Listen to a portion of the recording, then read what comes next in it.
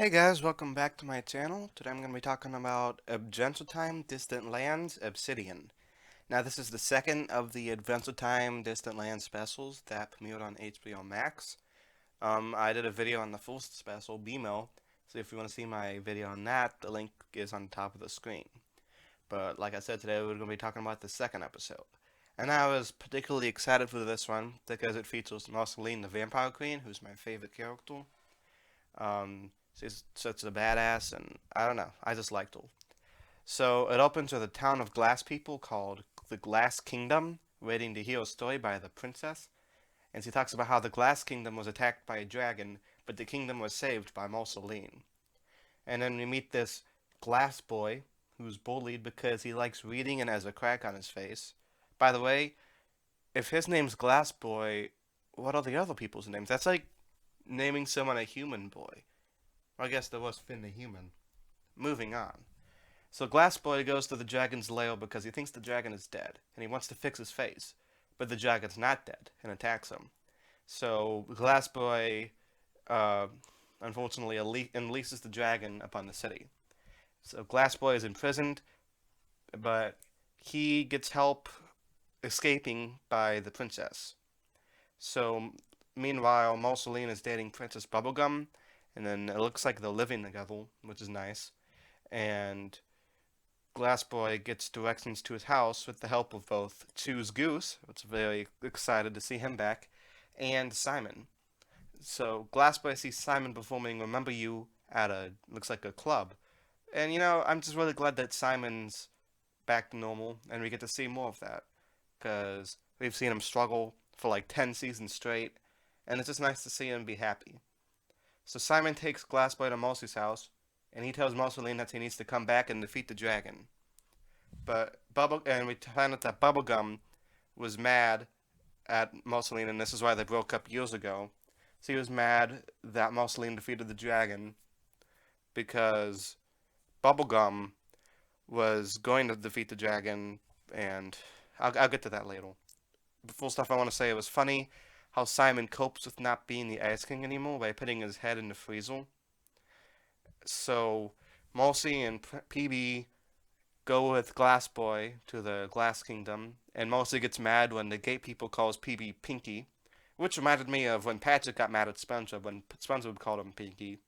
So anyway, they bust into the city, and Marceline proves that she's the real Marceline when she fights all the guards.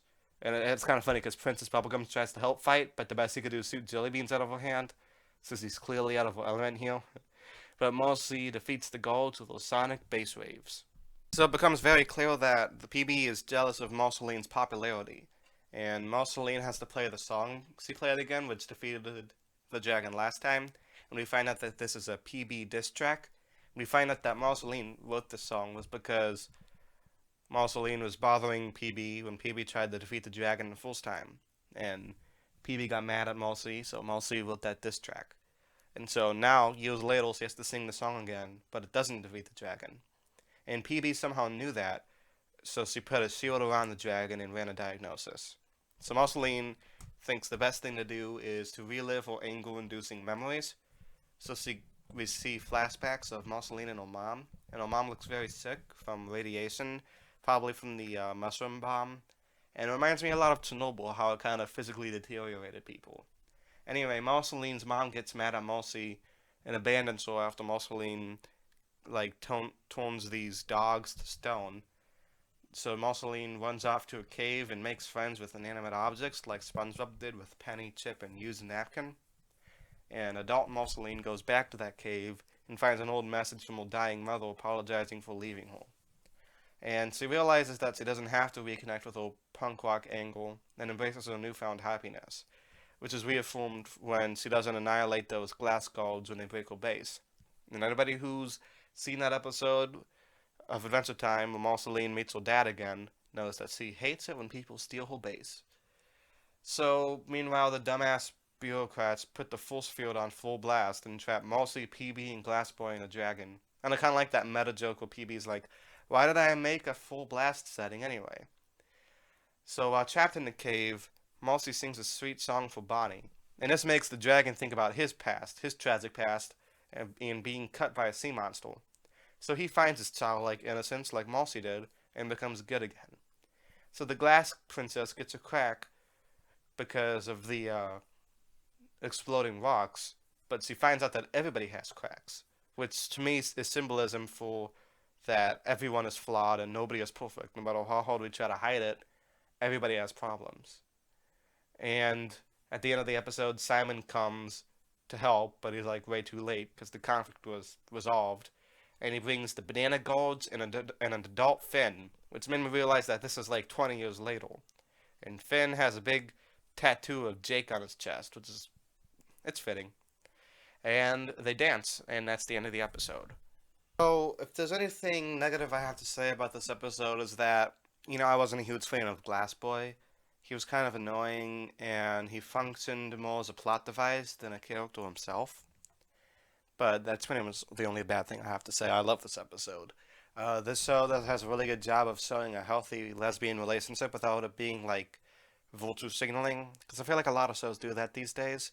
Looking at you, Steven Universe. But this show does a good job of like portraying a lesbian relationship in a way that isn't pandering, you know?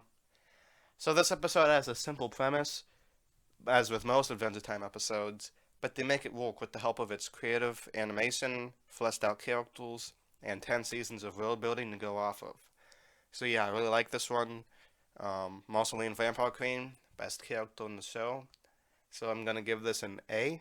Why don't you guys let me know what you thought of this episode in the comments down below? And first off, I gotta say, like, doesn't it suck how we had to wait 6 months for this? Like, I don't know what HBO Max is thinking. If I was them, I'd release one every month, but whatever. I'll talk about the next Defense Time episode whenever that comes out, probably like 5 years from now. But yeah, I take what I could get. I'd rather have one good Adventure Time episode every 6 months than 20 bad ones. So I'll post videos almost every day now because it's TV season. So I'll see you later. I hope everybody out there has a nice day and stay safe and peace.